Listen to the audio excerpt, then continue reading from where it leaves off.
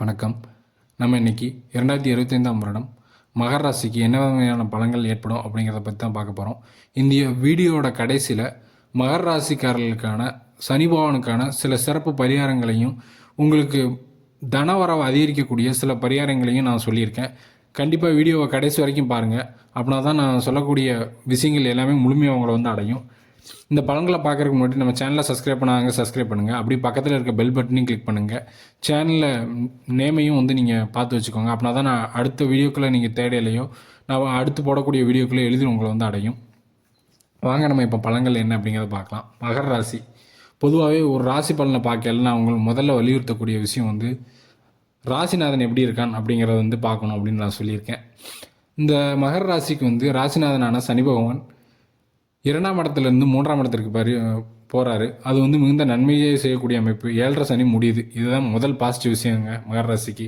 அதன் பின்பு பார்த்தீங்கன்னா முதல் 3 மாதங்கள் குரு பகவானோட பார்வை மகர ராசிக்கு கிடைக்கி. அதன் பின்பு பார்த்தீங்கன்னா அவர் அடுத்த இடத்திற்கான மிதுனத்திற்கு சென்று அங்கேருந்து 9ஆம் பார்வையாக 2ஆம் இடத்தை பார்ப்பார். இதுவும் ஒரு மிகுந்த நன்மை ஏற்படுத்தக்கூடிய அமைப்பு.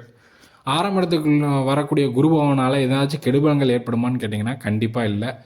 வீடு கட்ட போகிறீங்க, திருமணம் நடத்த போகிறீங்க, வாகனங்கள் வாங்க போகிறீங்க, அடுத்தடுத்து முன்னேற்றங்கள் நடக்க போகுது அப்படிங்கிறதாங்க மிகுந்த உண்மை. சில மாதங்கள் சில தடைகள் ஏற்படும். அதாவது இந்த செவ்வாய் பகவான் ஜூன் மாதத்திற்கு பின்பு சிம்மத்திலையும் கண்ணிலையும் சஞ்சரிப்பார். அந்த நேரத்தில் அவரோட 7ஆம் மற்றும் 8ஆம் பார்வைகள் சனி பகவான் மேலே விழும். அந்த நேரத்தில் சிறு சிறு தடைகள் ஏற்படும். அந்த தடைகள் ஏற்படாமல் இருக்கிற பரிகாரங்களையும் நான் வீடியோட கடைசியில் சொல்லியிருக்கேன். கண்டிப்பாக கடைசி வரைக்கும் பாருங்கள். அதன் பின்பு பார்த்தீங்கன்னா ராகு பகவான் 2ஆம் இடத்திற்கு வர்றார். கேது பகவான் உங்கள் ராசியிலிருந்து 8ஆம் இடத்திற்கு வர்றார். இதுவும் மிகுந்த நன்மைகளை ஏற்படுத்தக்கூடிய அமைப்பு. எப்படி அப்படின்னு கேட்டிங்கன்னா, இந்த ராகு பகவானை குரு பகவான் பார்ப்பாருங்க 6ஆம் இடத்துலேருந்து.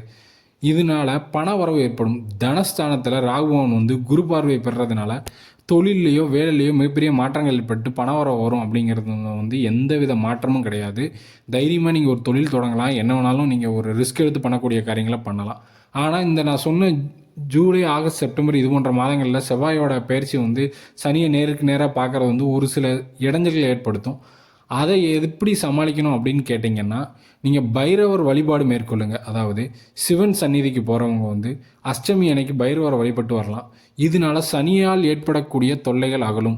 அதாவது பைரவரோட மூல மந்திரங்கள் ஏதாச்சும் சொல்லி வழிபட்டு வரலாம். அதன் பின்பு பார்த்தீங்கன்னா விஷ்ணுவோட கோயிலுக்கு, அதாவது வைணவர் சம்மந்தமாக வழிபடுறவங்க ஆஞ்சநேயர் மூர்த்தியை வழிபட்டு ஸ்ரீராம ஜெயம் எழுதலாம். இதனாலையும் சனி தொல்லைகள் ஆகலும். முடிஞ்சால் அவங்க பக்கத்தில் உள்ள சனி, அதாவது சிவன் ஆலயங்களுக்கு சென்று சனிக்கிழமை காலையில் 6 to 7 அங்கே இருக்கக்கூடிய ஊனமுற்றவர்கள், அதாவது முக்கியமாக கம்ப ஊன்றி நடப்பாங்க தெரியுமா. ஏன்னா சனி பகவான் காலத்தான் பாதிப்பார். அவருக்கு ஒரு கால் பாதிப்பு அடைஞ்சிருக்கும். அதனால் அவர் ஸ்லோவாக தான் நகர்வார். கம்ப ஊன்றி கால் நடக்க முடியாமல் இருக்கவங்க, கண் பார்வை இழந்தவர்கள், அனாதைகள், ஆதரவற்றோர், அப்புறம் இந்த குப்பைகளை சேகரிக்கக்கூடிய தொழிலாளர்கள், இவங்களில் யாருக்காவது ஒரு ஆளுக்கு சனிக்கிழமை சனி ஹோரையில் 6 to 7 அல்லது மதியமும் வரும், நைட்டும் வரும். இந்த மாதிரி சனி ஹோர நேரத்தை பார்த்து நீங்கள் அவங்களுக்கு ஏதாவது ஒரு உதவிகள் பண்ணிங்கன்னா அது உங்களோட சனியால் ஏற்படக்கூடிய பாதிப்புலேருந்து உங்களை விலக்கி உங்களை அடுத்த கட்டத்துக்கு கொண்டு போகும். இதுதாங்க உண்மையான பரிகாரம். இதை பண்ணிங்கன்னா உங்கள் வாழ்க்கையில் மேலும் மேலும் உங்கள் ராசிநாதன் வலுப்பெற்று உங்களுக்கு வளர்ச்சி அடைவீங்க. வாழ்க்கையிலையும் வர்ற துன்பங்களும் பிரச்சனைகளும் தடுத்து நிறுத்தப்படும். அப்படிங்கிறதாங்க உண்மை.